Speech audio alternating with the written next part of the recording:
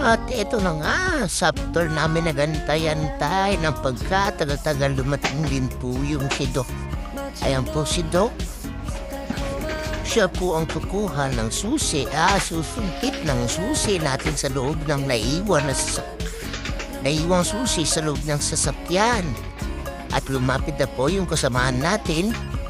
Tinatanong si Doc kung kaya pa ba at ang sagot naman ni Doc ay kaya naman.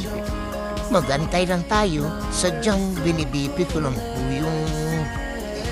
yung sasakyan natin. Ayan po. Habang binibibi po ni Doc, ayan, unti-unti pong nagkakaano yung natin, sasakyan. Ayan.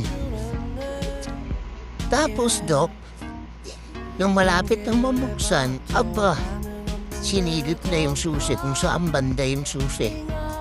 At ngayon, atin ang kukunin yung panungkit ni Doc. Ayan, ang haba ng panungkit ni Doc. Ayan nga. Mukhang aanuhin na ni Doc yung yung susi. Yun, yung sungkit na ni Doc yung susi. Ayan. Konteng-konteng. At lumapit pa yung isa dyan. Sino ba yan? Yung matangkad na yan. Ayan.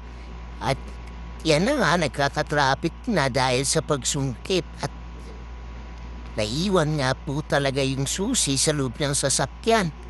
Ayan, kinukuha-kuha na ni Doc. Sinusungkit na ni Doc. Ayun. Huli ka.